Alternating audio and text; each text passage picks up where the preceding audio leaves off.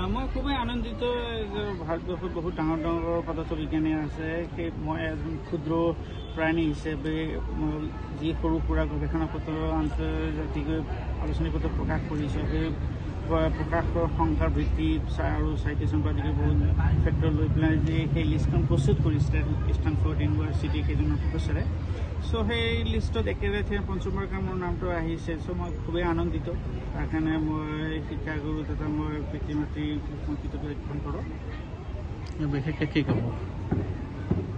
ক'ব লগা হৈছে যে বহুত ৰিচোৰ্চ আছে আমাৰ ধুবুৰী জিলা তথা অসমৰ ল'ৰা ছোৱালী। চ' গৱেষণাৰ কাৰণে আগবাঢ়ি আহিব লাগে প্ৰতিটো বিভাগতে, চাহে কেমিষ্ট্ৰি হওক, ফিজিক্স, বায়'লজি, মেডিকেল চায়েন্স। যদি গৱেষণাত যদি আমাৰ নৱপ্ৰজন্ম যদি আগবাঢ়ি আহে, তেতিয়াহ'লে মানে আমি খুব কম সময়ৰ ভিতৰত বিশ্বৰ দৰবাৰত আমি গৱেষণাৰ ক্ষেত্ৰত এটা ভাল এটা সুফল কঢ়িয়াই আনিব পাৰিম।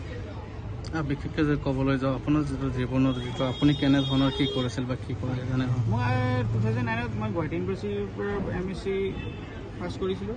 তাৰপিছত মই 2010 পৰা 2016লৈকে মই তাতে গৱেষণা কাম কৰোঁ। মোৰ guide professor Debajit Sharma sir, তেখেত কটন কলেজত আছিলে, এতিয়া কটন ইউনিভাৰ্চিটি। ত' সেই ছাৰে আণ্ডাৰতে মই আফেক্টিভ বা তথ্যৰ ওপৰত মই গৱেষণা কাম আৰম্ভ কৰিছোঁ। ছাৰৰ পৰা মই বহুত শিকিছোঁ আফেক্টিভত কেনেকৈ গৱেষণা কৰিব লাগে। চ' PhD কৰাৰ পিছত সেই ছাৰৰ পৰামৰ্শ প্লাছ লগতে মই শিক্ষাগুৰুৰ পৰামৰ্শ লৈ পেলাই মই নিজাববীয়াকৈ এখন দুখন আলোচনী পত্ৰ প্ৰকাশ কৰিছিলোঁ। তাৰপিছত লাহে লাহে দেখিলোঁ যে 17-18 যদিও মই স্কুলত প্ৰাইভেট স্কুলত কাম কৰিছিলোঁ ধুবুৰীত। চ' সেই গৱেষণাটো মোৰ মানে এটা মানে বেলেগ ধৰণৰ এটা ইণ্টাৰেষ্ট দিয়ে। চ' মই সেই বস্তুটো কণ্টিনিউৱাছ কৰি 2020 দেখিলোঁ যে মই প্ৰথমবাৰে সেই 2% চাইন লিষ্ট যিখন ওলাইছিলে, সেই তাতে মোৰ নামটো আছে। ত' মই ক্ষুদ্ৰ প্ৰাণী হিচাপে মই তেতিয়া আনন্দিত। ত' মই বিশ্বাস কৰা নাছিলোঁ যে সেইটো হয় বুলি। ত' 21, 22, 23 যেতিয়া সেই লিষ্টটো একেবাৰে আহি থাকিল, তেতিয়া মোৰ গৱেষণাত মোৰ মনোনিৱেশ বহুত বাঢ়ি গ'ল। চ' মানে খুবেই আনন্দিত হৈ পেলাই মই কামটো কৰোঁ। সৰু সুৰা এটা প্ৰাণীয়ে সেই তালিকাত নাম অন্তৰ্ভুক্ত হৈছে, সেইটো মোৰ কাৰণে বহুত ডাঙৰ। ইতিমধ্যে নিশ্চয়কৈ ভাল লাগি আছে। আজি যদিও ভাল লাগিছে, মোৰ মাতৃৰ বেমাৰ মই গৌৰীপুৰ নাৰ্ছিং হোমত ট্ৰিটমেণ্ট ডক্টৰ ৰিজিবুল আলম আৰু ডক্টৰ মমিনুল ইছলামৰ তত্ত্বাৱধানত আছে। সেই দুজনে খুব ভাল আগবঢ়াই আছে। চ' মই আশাবাদী মালিকৰ ওচৰত মই দোৱা কৰোঁ যে মাতৃ সোনকালে যে সুস্থ হয়। চ' ডক্টৰ লিখময়ী নাৰ্ছিং হোমত হয়তো চাগে আজি মই গধূলি মই ছুটি লৈ পেলাই ঘৰত গুচি যাম। বিশেষকৈ উঠি অহা যুৱ প্ৰজন্মবিলাক কেনেধৰণৰ উপদেশ দিব? উঠি অহা যুৱ প্ৰজন্মক কওঁ যে আপোনাৰ মানে কি ইণ্টাৰনেটৰ চায়েন্স আৰু টেকন'লজিৰ যুগ, মোবাইলটো কম ব্যৱহাৰ কৰি পেলাই কিতাপৰ প্ৰতি মনোনিৱেশ যাতে হয়। কাৰণ কিতাপ নপঢ়াকৈ খালি মোবাইলৰ পৰা প্ৰশ্নৰ উত্তৰ বিচাৰি পেলাই জ্ঞান আহৰণ কৰিব নোৱাৰি। কিতাপ পঢ়িবই লাগিব। চ' কিতাপ পঢ়াৰ পিছত সেই প্ৰস্তুতি চেপ্টাৰ সেই প্ৰতিটো প্ৰশ্নৰ উত্তৰ যেতিয়া আমি গৱেষণাৰ নিচিনাকৈ যেতিয়া আমি পঢ়িম, তেতিয়াহে আমি গৱেষণা কৰিবলৈ পাৰিম।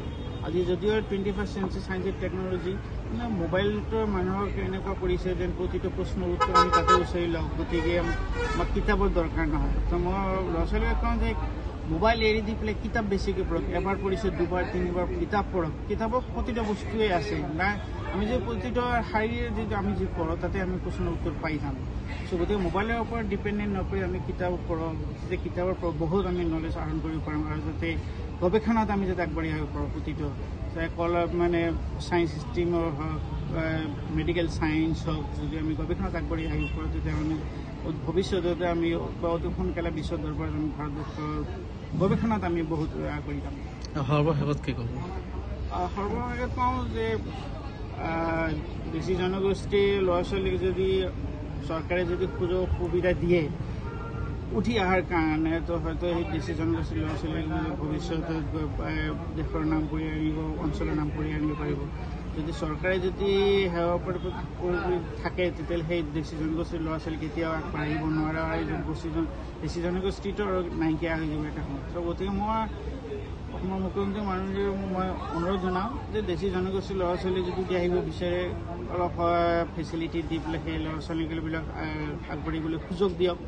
চাই শিক্ষা ব্যৱস্থাই হওক বা চৰকাৰী সংস্থাপনে হওক, যদি বেছি জনগোষ্ঠীৰ ল'ৰা ছোৱালীক যে সুযোগ সুবিধা দিয়ে, তো অদূৰ ভৱিষ্যতে সেই জনগোষ্ঠীৰ ল'ৰা ছোৱালীবিলাকে আৰু ভাল উন্নতি কৰিব।